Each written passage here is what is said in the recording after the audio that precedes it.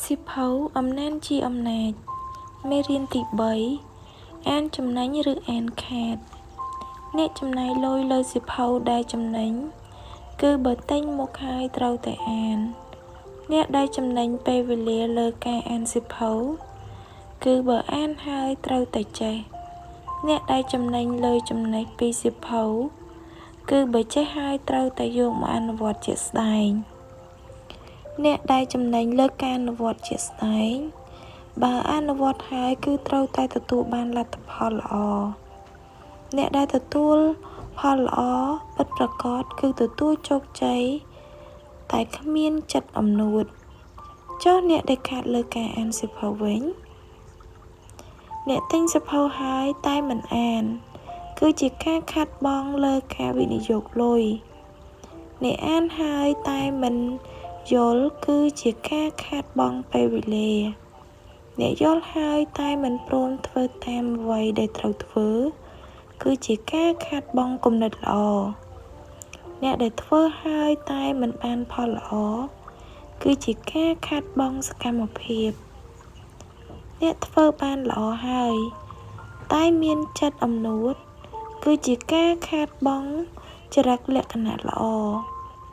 បើបាត់បង់ចរិតលក្ខណៈល្អហើយគឺស្មើនឹងការខាតបង់អ្វីៗស្ទើរតែទាំងអស់នៃជីវិតកូនអ្នកមានខ្លះអានសិភៅតាមតែចិត្តចង់និងតាមតែការចូលចិត្តអញ្ចឹងហើយតើបានជាកូនអ្នកមានខ្លះចាស់ហើយប៉ុន្តែនៅតែក្មេងខ្ចីកូនអ្នកមានខ្លះអានសិភៅរកតែសប្បាយមិនខ្វល់ខ្វាយអ្វីៗទាំងអស់អញ្ចឹងហើយតើបានជាកូនអ្នកមានខ្លះខ្វះរសជាតិជីវិតនិងស្គាល់ត្រឹមតែសុខរហូតការរស់នៅក្នុងជីវិតជាមនុស្សនេះបើបានភ្លក្សគ្រប់រសជាតិនៃជីវិតគឺជារឿងដ៏សំខាន់មានអត្ថន័យបំផុតកូនអ្នកក្រគឺត្រូវបែងចែកឲ្យដាច់រវាងសិភៅដែលខ្លួនចូលចិត្តអាននិងសិភៅដែលខ្លួនត្រូវតែអានតែយើងមានលុយប៉ុន្មានដើម្បីទិញសិភៅដែលខ្លួនចូលចិត្តអានលុយតិចចំណាយឲ្យត្រូវគឺនឹងទទួលផលច្រើនប្រៀបដូចជាអ្នករៀនតិចតែចេះច្រើនខ្ញុំលើកឡើងបែបនេះគឺសម្រាប់តែស្ថានភាពកូនអ្នកស្រែកសិករប៉ុណ្ណោះសម្រាប់អ្នកមានលុយច្រើនជីវភាពខ្ពស់បើចង់រស់នៅបែបណាក៏បានដែរប៉ុន្តែ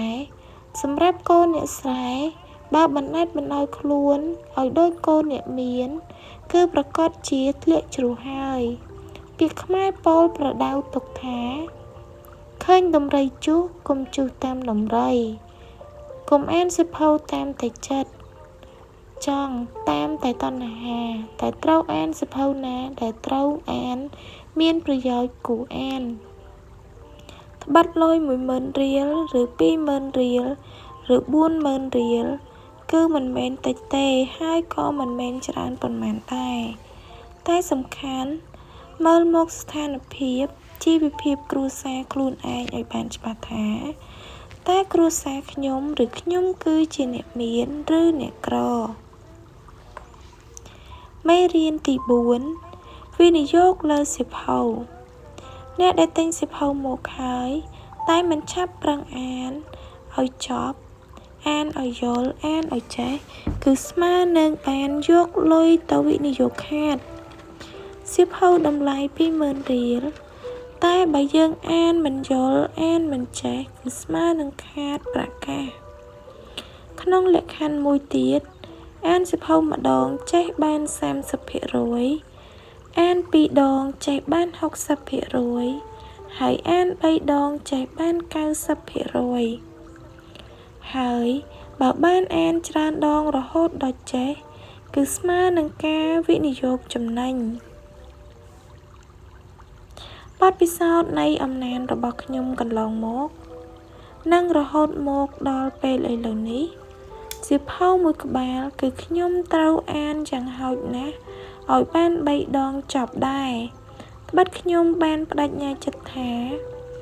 ត្រូវតែប្រើប្រាស់លុយដែលប្រឹងរកដោយលំបាកឲ្យបានផលចំណេះ និងមានប្រយោជន៍មានប្រសិទ្ធភាពខ្ពស់បំផុត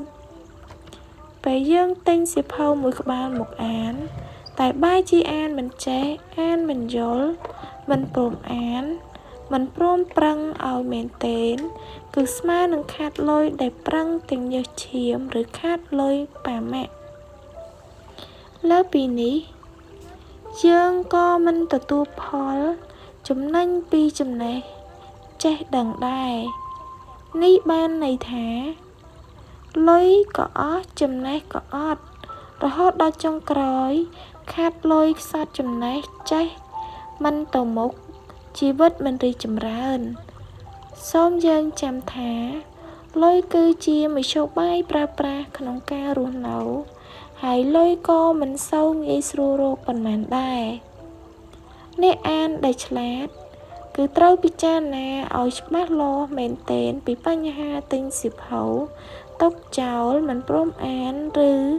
អានបានតិចដងឬអានមិនចេះខ្ញុំសូមលើកទឹកចិត្តឲ្យប្រឹងអានឲ្យចប់អានឲ្យចេះខ្លះបើទោះបីជាសៀវភៅខ្លះមិនល្អយ៉ាងណាឬសៀវភៅក្រាស់យ៉ាងណាឬសៀវភៅអានពិបាកយល់យ៉ាងណាក៏ដោយក្នុងនាមយើងជាអ្នកអាននិងក្នុងនាមយើងជាអ្នកវិនិយោគលើការទិញសៀវភៅនេះសូមកុំទិញសៀវភៅទុកចោលឲ្យសោះជាពិសេសគឺបងប្អូនអ្នកស្រែចម្ការដែលមិនសូវមានលុយកាក់គ្រប់គ្រាន់របៀបនៃការវិនិយោគលើសៀវភៅរបស់ខ្ញុំកន្លងមកគឺមានប្រសិទ្ធភាពខ្ពស់ត្បិតមិនត្រឹមតែខ្ញុំអានយល់ទេតែរហូតដល់យល់សូស៊ីជម្រៅព្រមទាំងអាចសរសេរកត់ត្រាចំណាំនិងវិភាគលើគំនិតបានយ៉ាងសមរម្យទៀតផងចុងក្រោយសៀវភៅទិញរួចហើយត្រូវតែអានតែបើមិនអានទេគឺខាតបង់ខាតលុយកាក់និងមិនចេះពីរបៀបចាយវេលុយលើការវិនិយោគលើសៀវភៅ